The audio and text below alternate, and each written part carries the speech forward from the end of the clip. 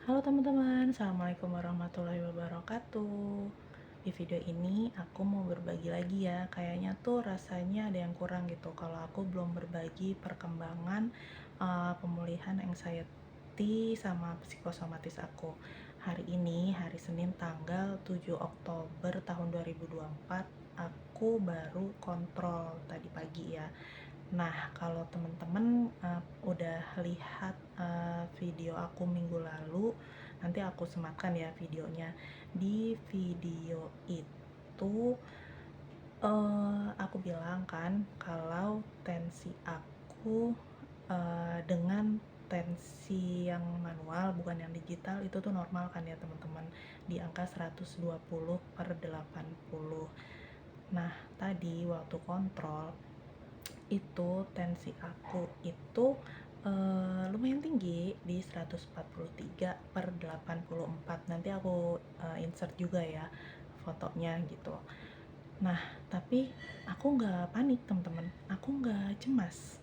Jadi itu aku yakin banget karena masih ada rasa takutku sama alat tensi digital. Kalau aku diperiksa dengan alat tensi yang manual, pasti hasilnya juga bakalan berbeda. Tempat juga mungkin mempengaruhi, sama orang yang memeriksa juga bisa jadi berpengaruh gitu ya. Mungkin menurutku lebih nyaman juga di Vaskes waktu aku minta rujukan BPJS minggu yang lalu gitu teman-teman.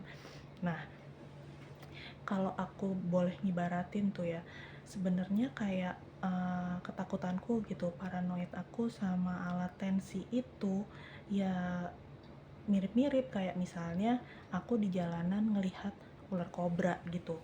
Itu kan nggak mungkin aku datar aja, pasti aku takut juga kan. Tapi pada saat itu, pada saat lihat alat ular kobra itu kan aku nggak langsung ditensi gitu ya. Sebenarnya mungkin pada saat itu juga bisa jadi tuh tensiku tinggi saat ngelihat ular kobra misalnya, atau kita ketemu singa gitu. Nggak mungkin kalau kita tuh nggak tambah-tambah debar jantung dan tensinya meningkat gitu. Jadi aku biasa aja. Nah, terus aku kan kontrol nih, periksa ke dokter penyakit dalamnya, dan alhamdulillah ya teman-teman, emang beliau tuh ngerti banget gitu. Jadi nggak nggak sama sekali beliau itu ngelihat catatan uh, tensi aku gitu. Cuma beliau tuh ngukur, ngecek di jari aku tuh pakai oximeter, karena tadi waktu ditensi heart rate aku, debar jantung aku tuh tinggi tinggi ya teman-teman ya, 133. Itu kan dalam kondisi duduk tuh kayaknya tuh nggak lazim ya gitu. Kayak sorry teman-teman, aku belum beli alat buat naruh handphone ya, biar bikin video yang cantik gitu ya, jadi rada ribet gitu. Aku lanjut lagi. Jadi dokternya tadi naruh oximeter di jari aku sambil meriksa. Nah, sambil ngobrol sama dokternya itu ya, si debar jantungnya tuh makin lama tuh makin turun, karena kan udah nggak ada rasa deg-degan lagi kan, dari yang tadinya 133 jadi 107, turun lagi ke 95, turun lagi 92, dan saturasi oksigen aku juga bagus, itu ada di 99, jadi aman semua. Jadi sekarang tuh aku nggak pernah lagi kontrol GERD ya, aku bilangnya tuh kontrol anxiety sama psikosomatis ya. Depresi pun juga enggak, aku yakin tinggal itu aja, tinggal bahkan anxiety-nya juga udah hilang ya. Nggak, kemarin alhamdulillah aku udah bisa dinas luar lagi ke Surabaya 5 hari dan sama sekali nggak pernah datang cemas. Itu kondisinya obat penenang aku sudah dikurangi dosis jadi 3 hari sekali. Dan tadi alhamdulillah dokter sudah mutusin kalau aku sudah bisa lepas dari obat penenang. Ya teman-teman, alhamdulillah banget. Aku nggak nyangka juga kalau waktunya hanya 2 bulan ya totalnya aku minum obat penenang.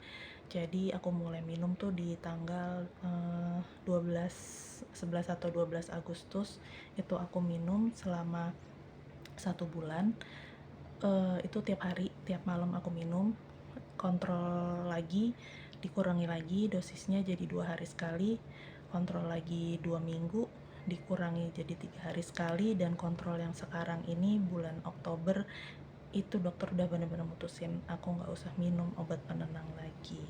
Dan memang aku rasain ya teman-teman, meskipun nggak minum obat penenang itu hari-hariku biasa aja, alhamdulillah. Tapi memang obat antidepresannya, untuk sertralinnya itu aku tetap harus minum. Kalau tadi sama dokternya disarankan minum lagi 1 bulan ke depan.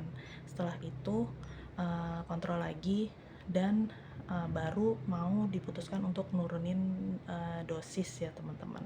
Doain ya semuanya berjalan baik-baik aja, dan aku juga berdoa buat kalian-kalian yang masih berjuang juga untuk bisa lepas dari obat psikiater dan sembuh total dari semua gangguan atau penyakit mental gitu ya. Nah, teman-teman, aku juga mau berbagi gini.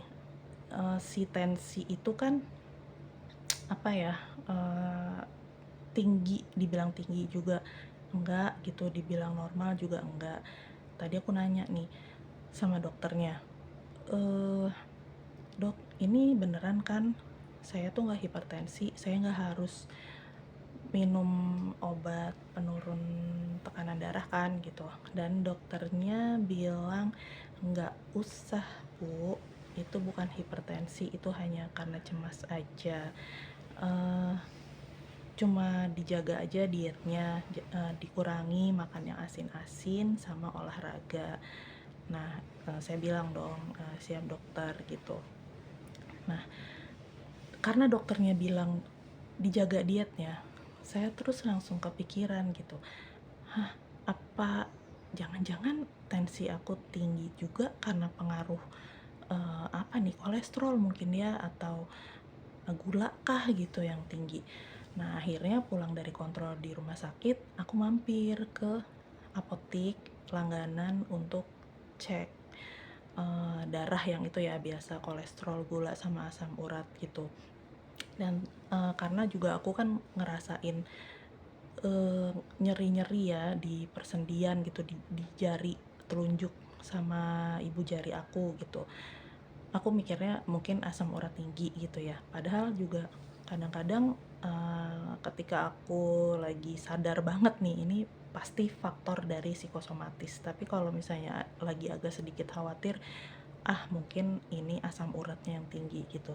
Tapi ternyata teman-teman, beneran deh, alhamdulillah itu hasilnya bagus semua teman-teman. Aku cek kolesterol, asam urat, gula darah, sampai HB juga aku cek.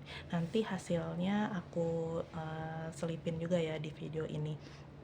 Dan tadi aku juga nyobain tuh, mungkin kalau misalnya di tensi di tempat lain akan berubah gitu hasilnya.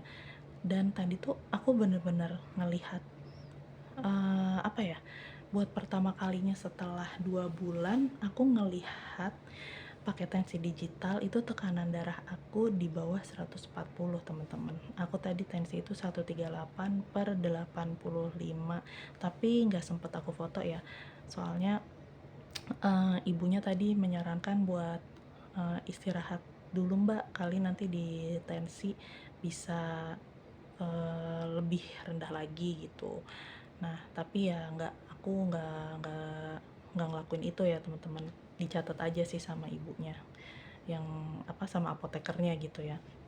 Nah itu kan terbukti teman-teman, bukan berarti apa ya, ketika kita kena anxiety terus tensi kita jadi tinggi itu kita kena hipertensi ya. Itu emang murni karena si pembuluh darah kita itu jadi nyempit kalau kita lagi cemas, kalau kita lagi panik kayak gitu. Dan aku tuh udah bisa ngenalin diri aku sendiri ya, meskipun aku sudah nerapin macam kayak meditasi, macam kayak relaksasi gitu, nggak bisa bohong kalau aku masih ada paranoid sama alat tensi digital, teman-teman. Itu aku udah bisa ngelepasin semuanya, kayak rasa sakit hati kah, rasa dendam kah, atau apapun itu. Bahkan kayak gejala psikosomatis yang sakit-sakit semua di badan tuh udah hampir bisa aku lepasin semua gitu. Cuma sama si alat tensi ini aja nih yang belum.